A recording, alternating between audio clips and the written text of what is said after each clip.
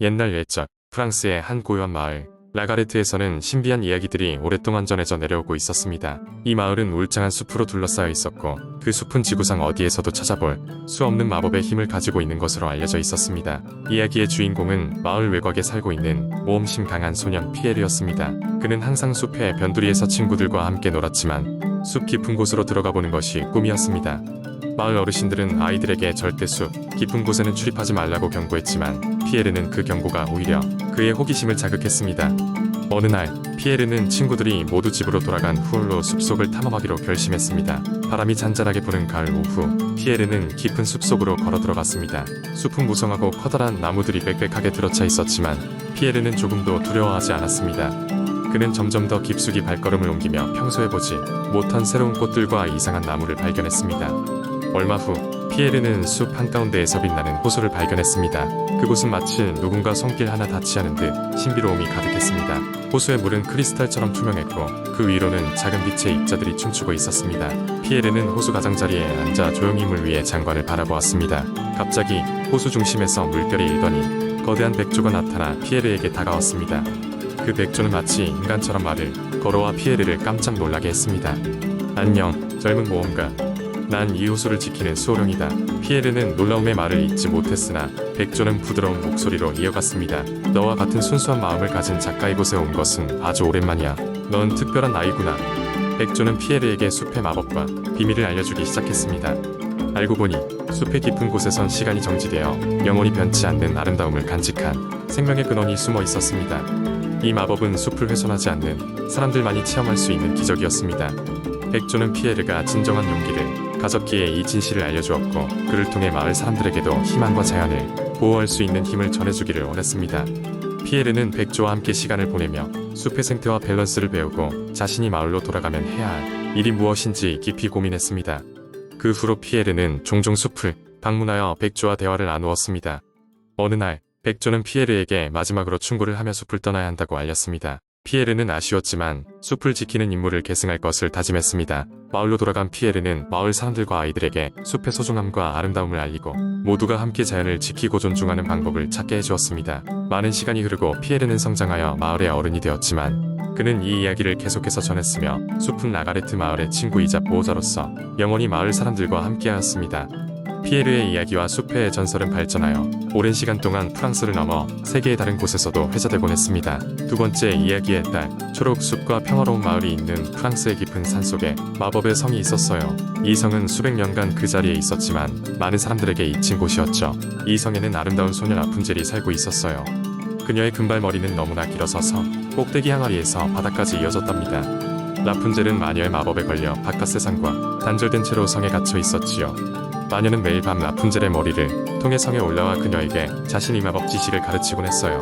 하지만 라푼젤은 항상 창문 너머로 보이는 넓은 세상을 동경했어요. 그녀는 언젠가 자유롭게 여행하고 싶다고 늘 꿈꿨지만 그럴 때마다 마녀는 무섭게 노려보며 꿈도 꾸지 말라고 경고했지요. 어느 날 마을의 한 젊은 소년 에밀이 우연히 성을 발견하게 되었어요. 그는 아름다운 노랫소리에 이끌려 숲을 헤매던 중 성을 발견했죠. 에밀은 라푼젤과 대화를 나누고 싶었어요. 그래서 그는 매일 밤 성 아래에서 그녀를 불렀어요. 라푼젤, 라푼젤, 나의 노랫소리를 들어줘요. 라고 소리쳤죠. 라푼젤은 자신을 찾아오는 에밀을 보고 처음엔 깜짝 놀랐지만 곧 그를 믿고 조금씩 이야기를 나누게 되었어요. 에밀과 라푼젤은 밤마다 대화를 나누며 서로를 깊게 이해하게 되었어요. 에밀은 라푼젤에게 마을 이야기와 동화 같은 모험담을 들려주었고 라푼젤은 그녀가 아는 마법의 비밀을 조금씩 나누어 주었죠. 그러면서 두 사람은 서로에게 특별한 감정을 품게 되었어요. 그러던 어느 날 마녀가 두 사람의 대화를 들키고 말았어요. 마녀는 에밀을 겁을 주며 쫓아내고 라푼젤을 더욱더 엄하게 감시하기 시작했지요. 하지만 라푼젤은 포기하지 않았어요. 그녀는 마법을 통해 마녀의 감시를 피해 에밀에게 편지를 전달하기로 했어요. 마법의 힘이 들어간 작은 비둘기를 통해서 말이죠. 에밀은 라푼젤이 보낸 손편지를 통해 새로운 계획을 세웠어요. 그는 오래된 마법책을 통해 반지가 필요하다는 것을 알게 되었지요.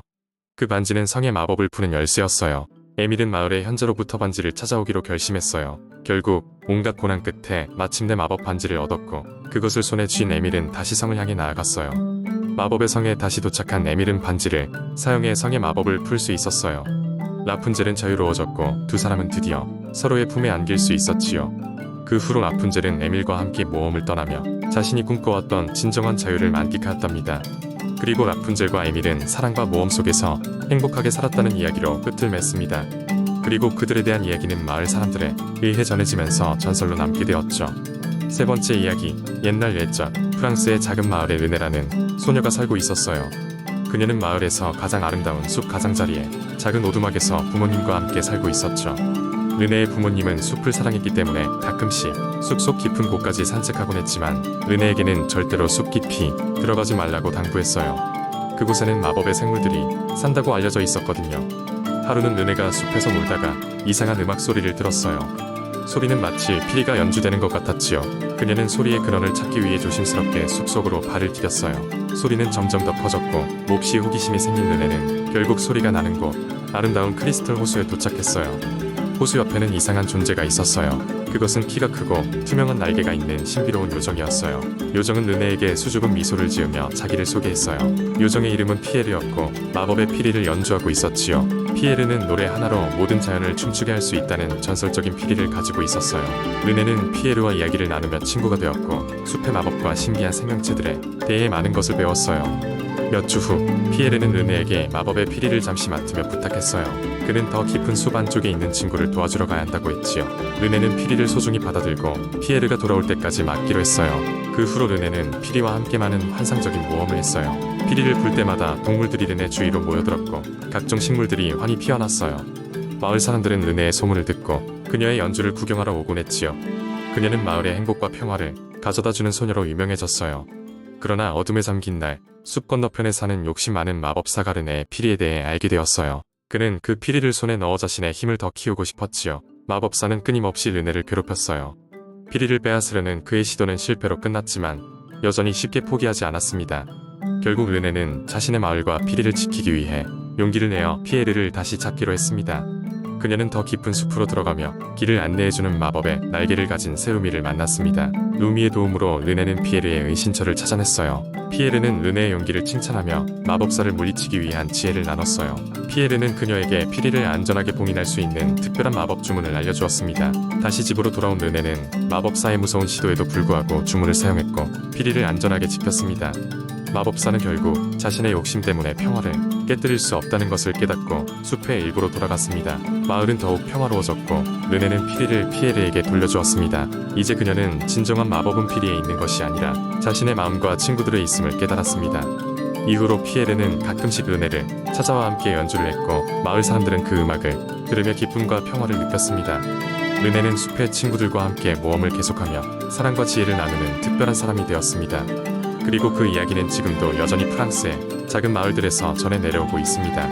네 번째 이야기, 옛날 옛적 프랑스의 작은 마을 라베르네 한 소녀가 살고 있었습니다. 그녀의 이름은 라피네였으며 그녀의 마음속에는 항상 모험에 대한 열망이 가득했습니다. 그의 부모님은 마을에서 가장 유명한 빵집을 운영했지만 라피네는 빵 냄새보다는 마을 바깥에서 불어오는 바람 냄새를 더 좋아했습니다. 라피네는 매일 저녁 마을 언덕 꼭대기에 올라가 멀리 보이는 성을 바라보며 생각했습니다. 언젠가 저 성에 가고 말 거야. 하지만 현실은 녹록지 않았습니다. 그녀는 부모님의 가게 일을 도와야 했고 매일 반복되는 일상은 라피네를 점점 지치게 했습니다. 어느 날 라피네는 늦은 밤 빵집 창고에서 우연히 오래된 책 한 권을 발견했습니다. 책 제목은 마법의 비밀과 모험이었습니다. 호기심 많던 라피네는 긴 밤을 새며 책을 읽기 시작했습니다. 책에는 마을 언덕 너머로 이어지는 숨겨진 길과 그 길을 따라 나아가면 마법사가 살고 있다는 이야기가 적혀 있었습니다. 다음날 라피네는 마음의 결심을 굳혔습니다. 지금이 아니면 안 될 것 같아.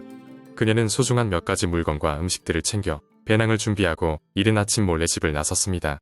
마을 사람들은 모두 잠에 든 시각이었습니다. 라피네는 책의 지도에 따라 언덕 위에 숲길을 지났고 마침내 책에 묘사된 오래된 다리를 발견했습니다.